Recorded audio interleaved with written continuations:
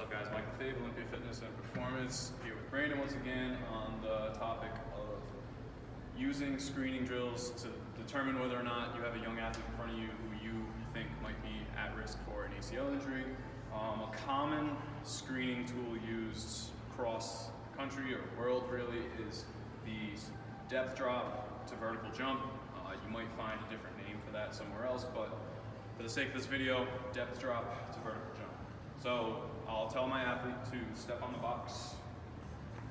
I'm gonna have him, for this one, cross his arms and put them on his shoulders just to kind of take the upper body out of it, so I can really just focus on what the lower half is doing. And without going yet, I'm gonna instruct them to gradually kind of light hop off the box. And once, as soon as their feet hits the ground, perform a jump and stick kind of motion. All right, so I'll have them do that twice. Good. One more time. Good. So Brandon here is demonstrating good form, right? Trainer here knows what he's doing once again, but also extremely unlikely that you're gonna see this in a teenage athlete whose body is still developing and plays a field sport and doesn't have any, or court sport, doesn't have any experience in a strength training atmosphere.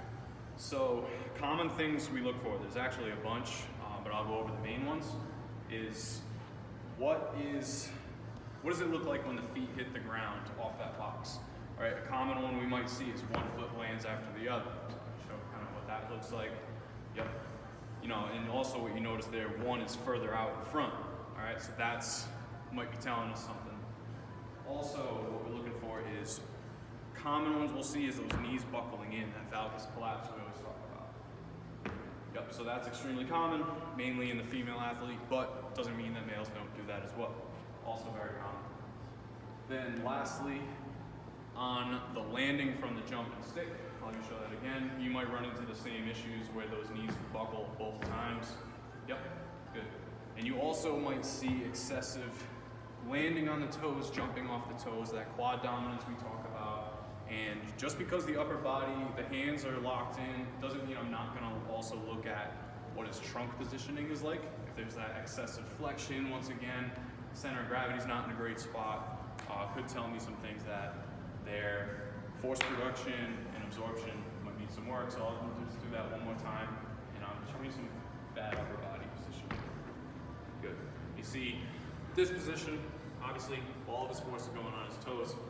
Good sign of quad dominance. Risk factor for an ACL injury. Plenty of stuff we can do to work on